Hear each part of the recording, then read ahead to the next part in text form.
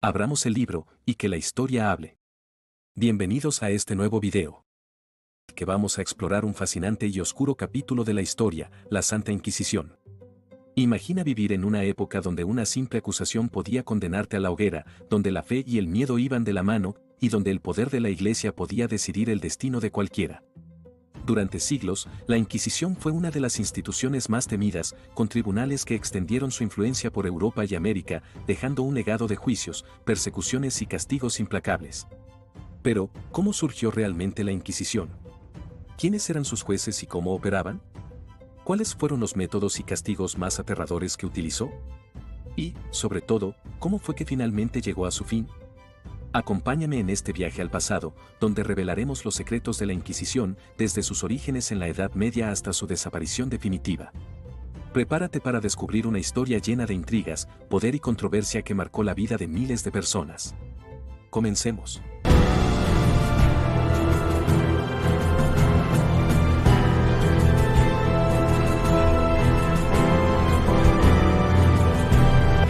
Origen y primeros tribunales. La Inquisición surgió en un periodo en el que la Iglesia Católica enfrentaba un creciente desafío a su autoridad debido a la proliferación de movimientos religiosos que cuestionaban sus enseñanzas y su estructura jerárquica. Durante los siglos XII y XIII, Europa fue testigo del auge de diversas corrientes consideradas heréticas, como el catarismo y el valdismo, las cuales proponían formas de espiritualidad distintas a las establecidas por Roma. Para contrarrestar esta amenaza, la Iglesia implementó diversos mecanismos, desde la predicación hasta la represión, lo que finalmente llevó a la creación de los primeros tribunales inquisitoriales.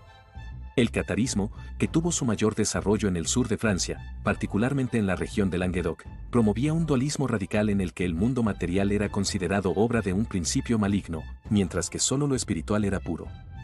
Rechazaban la autoridad de la Iglesia Católica, el bautismo infantil y la Eucaristía, lo que los llevó a ser perseguidos como herejes. Paralelamente, los valdenses, fundados por Pedro Baldo en el siglo XII, abogaban por una vida de pobreza y una interpretación más directa de la Biblia, sin la necesidad de intermediarios eclesiásticos, lo que les valió la condena por parte de la jerarquía católica. Inicialmente, la Iglesia intentó controlar estos movimientos mediante la predicación y el debate teológico, pero pronto se dio cuenta de que tales esfuerzos eran insuficientes.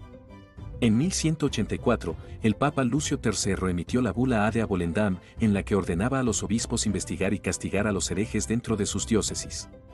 Fue el primer paso hacia la institucionalización de un sistema inquisitorial, ya que estableció un método de inquisitio, es decir, una investigación sistemática de las creencias de las personas sospechosas de herejía.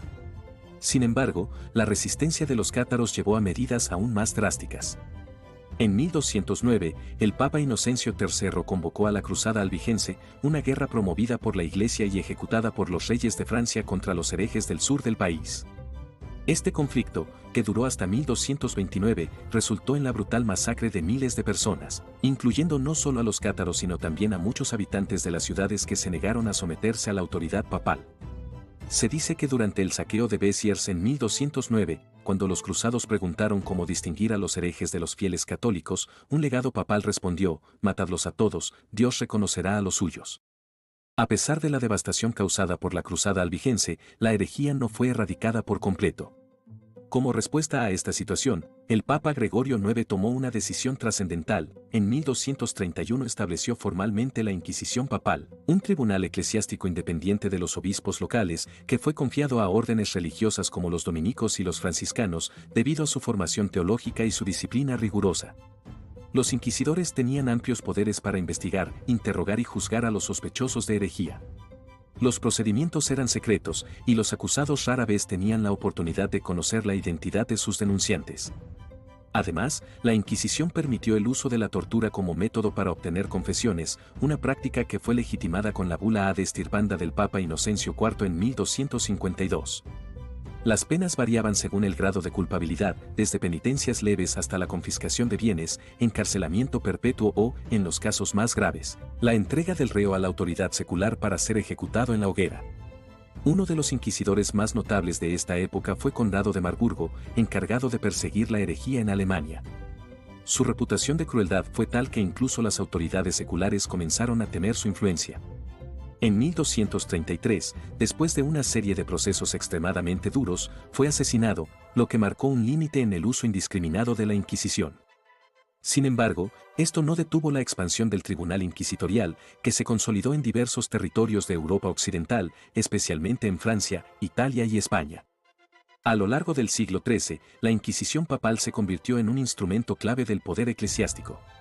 Sus tribunales no solo se ocuparon de los cátaros y valdenses, sino también de otros grupos considerados desviados de la ortodoxia católica. Con el tiempo, su modelo fue adoptado y perfeccionado en otras regiones, dando origen a versiones más organizadas y sistemáticas de la Inquisición, como la española en el siglo XV. Este tribunal, inicialmente concebido como un mecanismo para erradicar la herejía, se transformaría en una institución que influiría en la política, la sociedad y la cultura de Europa durante siglos. La Inquisición en España. La Inquisición española fue una de las instituciones más temidas y duraderas de la historia europea. A diferencia de la Inquisición medieval, que dependía del Papa, la Inquisición española fue un organismo controlado directamente por la monarquía. Fue establecida en 1478 por los reyes católicos, Isabel de Castilla y Fernando de Aragón, con el objetivo inicial de perseguir a los conversos, es decir, judíos y musulmanes que se habían convertido al cristianismo pero que eran sospechosos de continuar practicando en secreto sus antiguas religiones. El contexto de su creación estuvo marcado por la unificación de los reinos de Castilla y Aragón y la consolidación del poder monárquico. La Inquisición se convirtió en una herramienta fundamental para fortalecer la unidad religiosa del reino y eliminar cualquier forma de disidencia. En 1480 se estableció el primer tribunal en Sevilla y en pocos años se expandió por toda España. Su estructura estaba encabezada por el Consejo de la Suprema y General Inquisición, conocido simplemente como la Suprema, que coordinaba los distintos tribunales inquisitoriales repartidos por el país. Uno de los primeros y más infames inquisidores generales fue Tomás de Torquemada, nombrado en 1483. Bajo su mandato, la Inquisición llevó a cabo cientos de juicios y condenas, especialmente contra los conversos judíos, a quienes se acusaba de practicar el judaísmo en secreto. El uso de la tortura se convirtió en un método habitual para obtener confesiones, y las penas podían incluir el encarcelamiento, la confiscación de bienes o la pena de muerte mediante la hoguera en los célebres autos de fe, ceremonias públicas en las que los condenados eran ejecutados o penitenciados. El impacto de la Inquisición se intensificó con la expulsión de los judíos en 1492, cuando los reyes católicos decretaron que todos los judíos que se negaran a convertirse debían abandonar España. Se estima que entre 40.000 y 100.000 judíos fueron exiliados, mientras que los que se quedaron fueron sometidos a una estricta vigilancia por parte de la Inquisición. En 1502, se implementó una medida similar contra los musulmanes en Castilla, obligándolos a convertirse al cristianismo o a exiliarse. Durante el siglo XVI, bajo el reinado de Carlos I y Felipe II, la Inquisición alcanzó su mayor poder.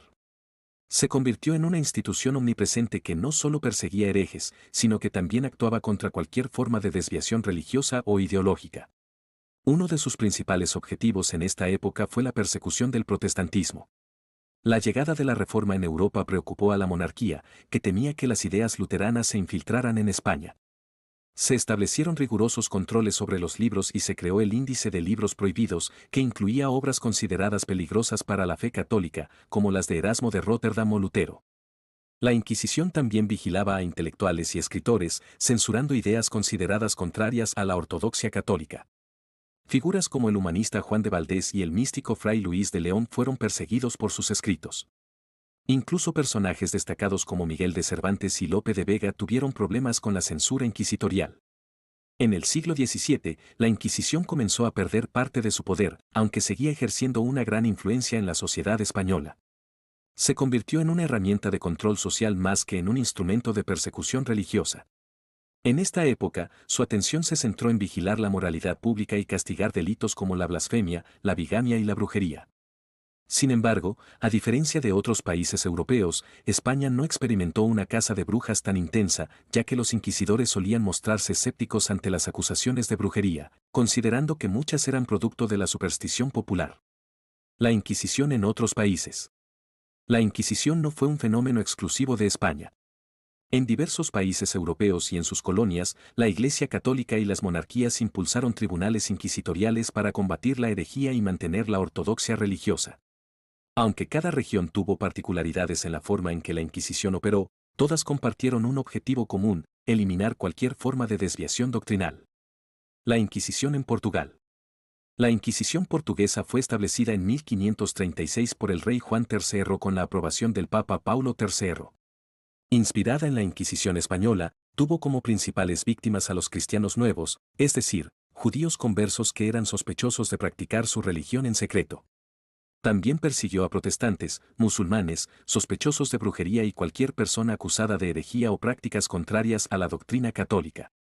Uno de los episodios más oscuros de la Inquisición portuguesa fue la persecución de los judíos sefardíes, muchos de los cuales habían huido de España tras el edicto de expulsión de 1492.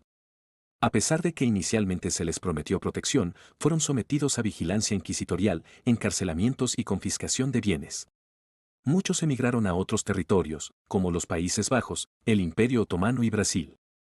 La Inquisición en Portugal también tuvo un impacto en sus colonias, especialmente en Brasil, donde se persiguió a cristianos nuevos y a personas acusadas de practicar rituales indígenas o africanos. Finalmente, fue abolida en 1821, tras la llegada del liberalismo y la independencia de Brasil. La Inquisición en Italia. Italia fue el centro de la Inquisición romana, que estuvo bajo la autoridad directa del Papa.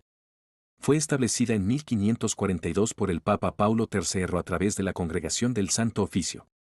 Su principal objetivo era combatir la propagación del protestantismo en los territorios italianos y en otros países bajo influencia católica. Uno de los casos más célebres fue el juicio contra Galileo Galilei, quien en 1633 fue obligado a retractarse de su teoría heliocéntrica, ya que contradecía la interpretación literal de la Biblia sobre la estructura del universo. La Inquisición romana también persiguió a pensadores como Giordano Bruno, quien fue quemado en la hoguera en 1600 por defender ideas heréticas como la infinitud del universo y la existencia de otros mundos. A diferencia de la Inquisición española y portuguesa, la Inquisición romana no fue tan represiva ni llevó a cabo grandes autos de fe, aunque sí ejerció una fuerte censura intelectual y mantuvo el índice de libros prohibidos hasta 1966. La Inquisición en Francia. Francia también tuvo tribunales inquisitoriales, aunque no con la misma intensidad que en España o Portugal.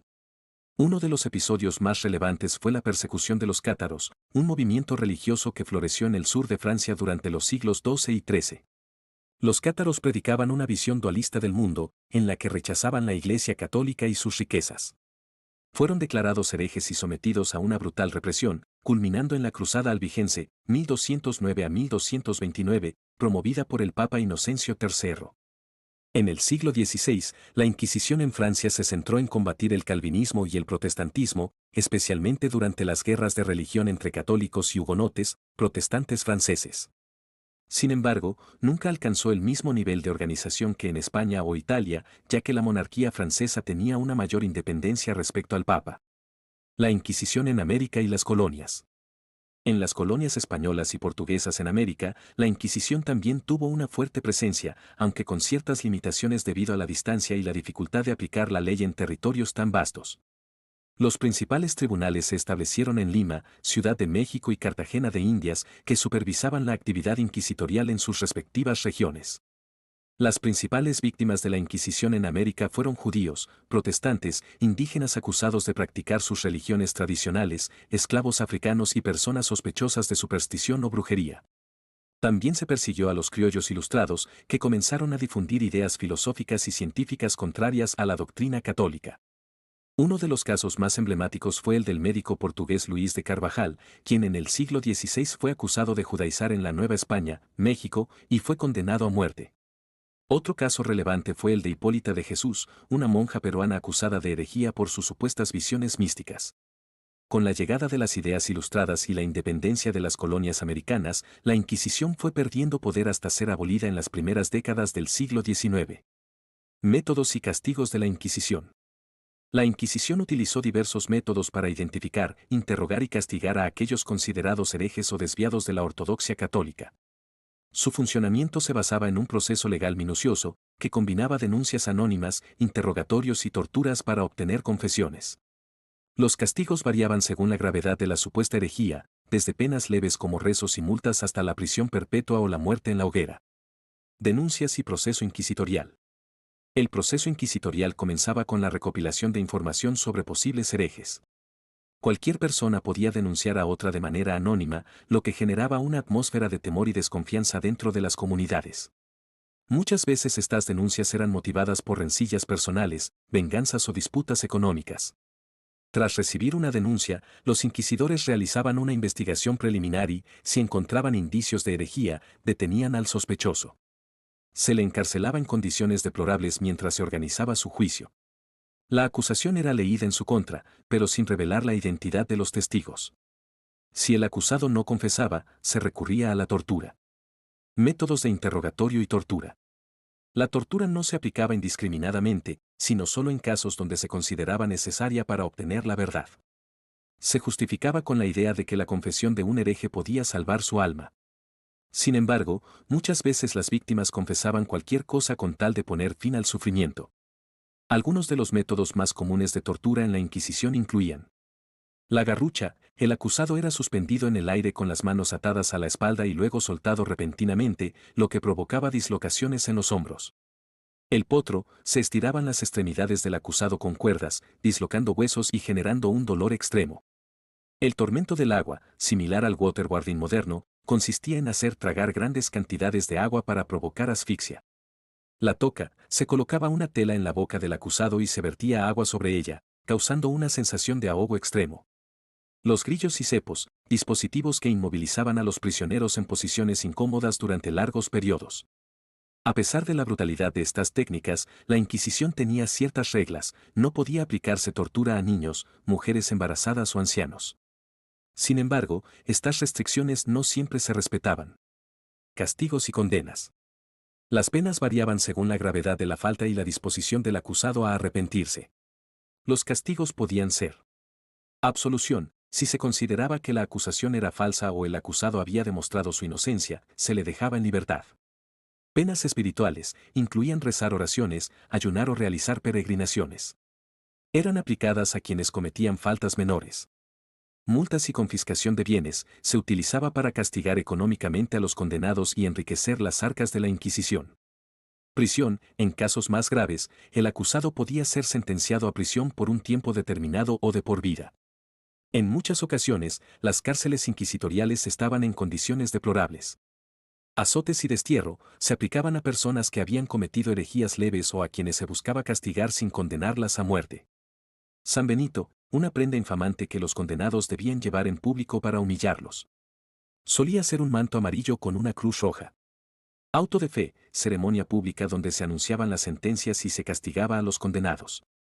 En estos eventos, que podían ser multitudinarios, se realizaban ejecuciones, penitencias y lecturas de abjuración. La pena de muerte y la hoguera.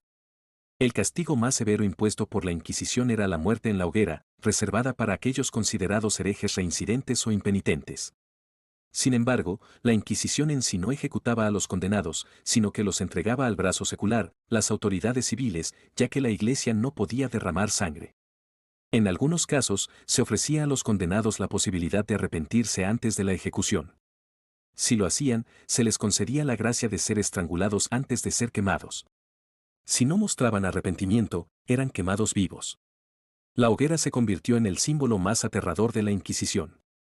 Se usaba como espectáculo público para infundir miedo y reforzar la autoridad de la Iglesia y el Estado.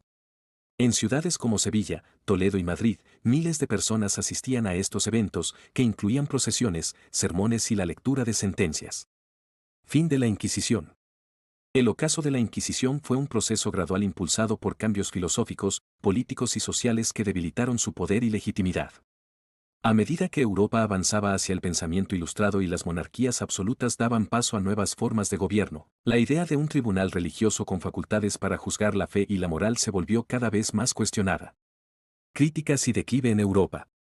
Desde el siglo XVII, la Inquisición comenzó a perder influencia en muchos países. Los estados empezaron a limitar su poder, especialmente cuando los monarcas vieron que su autoridad se veía amenazada por una institución que operaba con independencia. La creciente influencia del racionalismo y la Ilustración socavó su legitimidad, al igual que el desarrollo del derecho civil y los principios de tolerancia religiosa. En Francia, por ejemplo, la Inquisición dejó de tener poder efectivo después de las guerras de religión. En Portugal, aunque la Inquisición se mantuvo activa, fue perdiendo relevancia con el fortalecimiento del Estado. En el Sacro Imperio Romano Germánico, la presión de los príncipes protestantes debilitó su impacto.